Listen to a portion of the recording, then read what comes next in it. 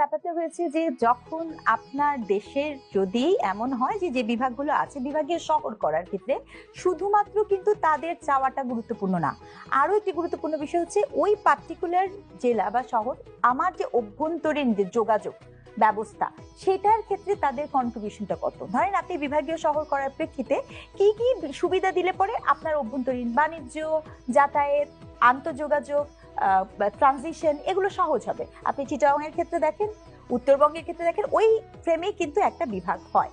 বিভাগ হওয়ার ব্যাপারটা আসলে সত্যিকার অর্থে শুধুমাত্র সেই জেলার লোকজন চাবেন তার প্রেক্ষিতে হয়, এটা কিন্তু খুবই বিরল ঘটনা। এখানে তাদের চাওয়ার থেকে ইম্পর্টেন্ট বিষয় হচ্ছে রাষ্ট্রের কি উপকার হবে, আমাদের অর্থনীতির কি উপকার হবে।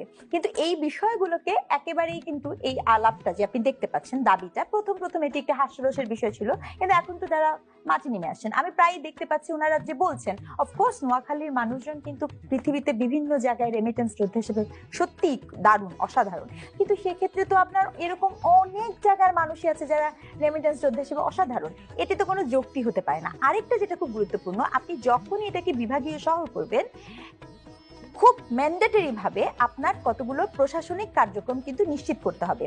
সেই কার্যক্রম নিশ্চিত করার মতো জনবল, অর্থনৈতিক বল, প্রশাসনের কি সেই দক্ষতা, জনবল এবং কর্মযোগ্য আছে কিনা সেটাই তো একটা বড় প্রশ্ন। আমরা যেখানে এটাই চিন্তা করতে পারছি না যে নির্বাচন হবে কি হবে না, আমরা যেখানে এটাই জানি না জননিরাপত্তা দিব কি দিব না, সেখানে নতুন করে একটি বিভাগের প্রশাসন নেওয়ার মতো দক্ষতা এই প্রশাসন আছে কিনা সেটাই বড়।